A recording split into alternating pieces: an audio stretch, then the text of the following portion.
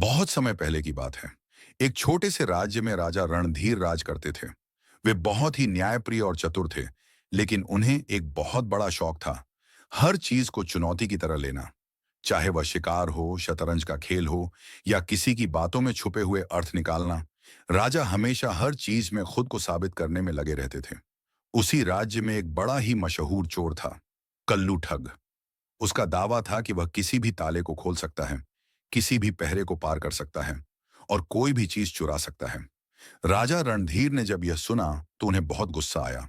उन्होंने दरबार में ऐलान कर दिया, अगर यह चोर इतना ही होशियार है तो मेरे खजाने से कुछ चुरा कर दिखाए।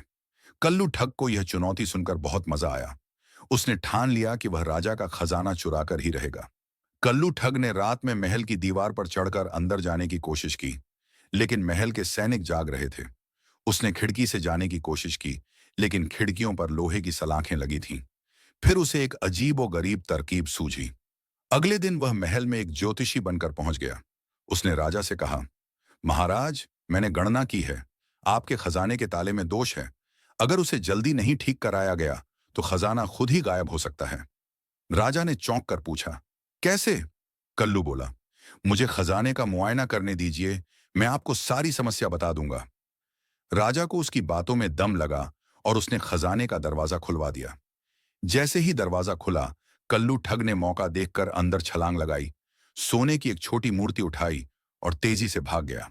लेकिन राजा रणधीर भी कम नहीं थे। उन्होंने पहले ही अनुमान लगाया था कि यह कोई चालबाज हो सकता है। राजा ने अपने सैनिकों को इशारा किया और जैसे ही कल्लू भागा, वे उसके पीछे दौड़ पड़े। कल्लू ठग बहुत फुर्तीला था। वह दौड़ता हुआ महल के पिछवाड़े पहुंचा और वहां से कूदने ही वाला था कि राजा खुद उसके सामने आ गए। राजा ने मुस्कुराते हुए कहा, वाह रे चोर, तू सच में होशियार है, लेकिन राजा से चालाकी करने चला था। कल्लू बोला, महाराज, अगर आप पहले से जानते थे कि मैं चोर हूं, तो आपने मुझे खजाने में जाने क्यों दिया? राजा हंसते हुए बोले, क्योंकि मैं देखना चाहता था कि तू कितना बड़ा कलाकार है।